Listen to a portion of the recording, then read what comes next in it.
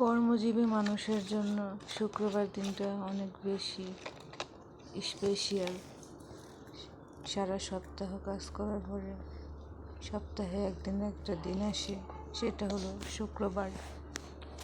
শুক্রবারে কত ধরনের কাজ থাকে, একটু রিল্যাক্স থাকে, নিজের সন্তানকে একটু সময় দেওয়া যায়, একটু ইচ্ছা করলে কোথাও ঘুরতে যাওয়া যায়। সবচেয়ে বড় কথা, নিজের সন্তানকে সারাটা দিন দেওয়া যায়। কর্মজীবী মা হওয়ায় আমি আমার সন্তানের সাথে ভালোভাবে পুরোটা সময় কাটাতে পারি না,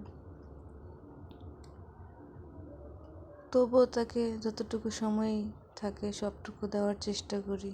আলহামদুলিল্লাহ, আমার ছেলে প্রায় 1 বছর বয়স হয়ে গেছে, ওকে রেখেই আমি কাজ করতে যাই। সারাটা দিন ওর আব্বুর কাছে থাকে।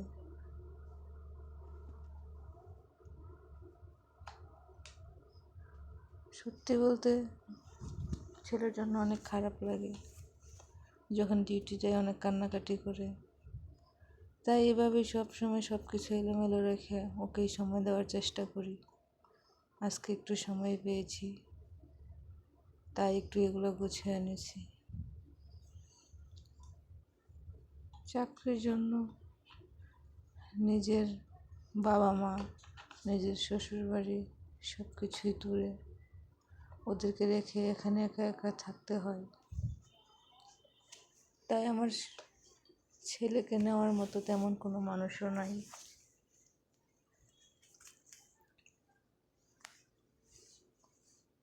এ ভালোভাবে নানা নানির আদরও পায় না, দাদা দাদির আদরও পাচ্ছে না।